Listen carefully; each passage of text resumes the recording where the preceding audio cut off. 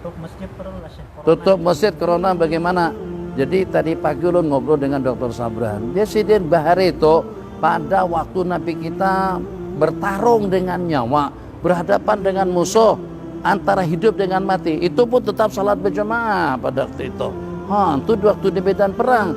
Tapi secara hukum boleh, secara hukum, tapi tidak juga secara total, sebab keyakinan itu kada sama.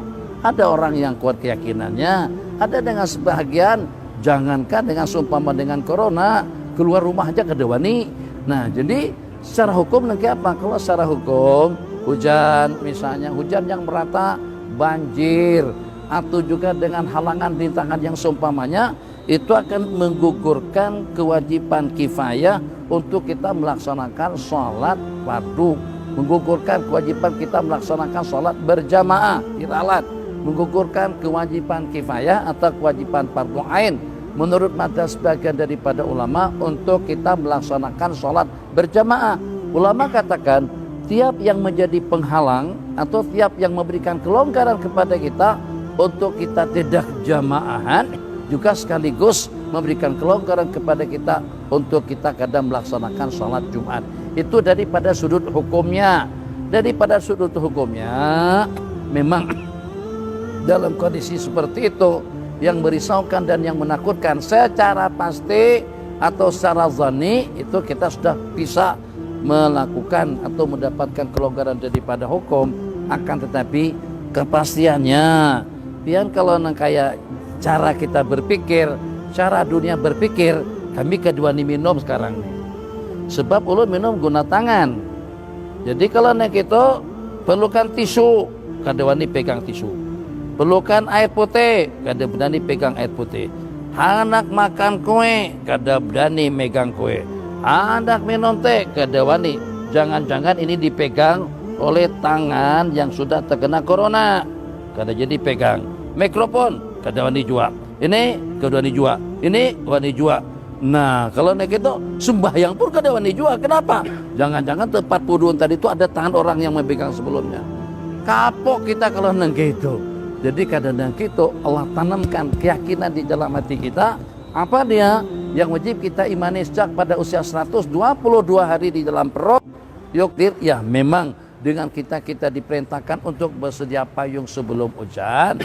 Tapi pada masa yang sama, kalau pada tudingan kita pasrah kepada yang satu, yang satulah satu-satunya yang mampu untuk menyelamatkan kita daripada segala masalah, daripada segala wabah, daripada segala problem. Satu.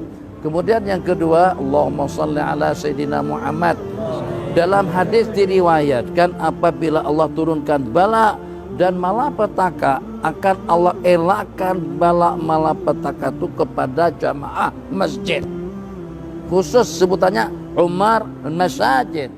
Jadi Umar Masajid itu jamaah masjid. Tidak berarti saat ketika bencana itu turun, musibah itu turun, kita dalam masjid, tidak.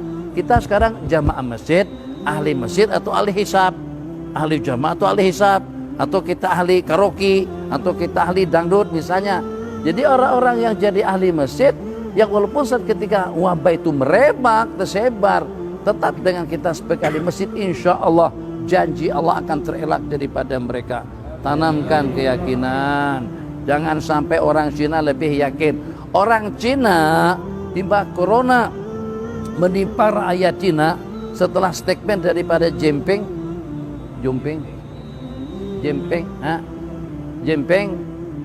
jadi kekuatan apapun, tidak ada satu kekuatan yang mampu untuk menghalang kemajuan atau perkembangan perekonomian mereka.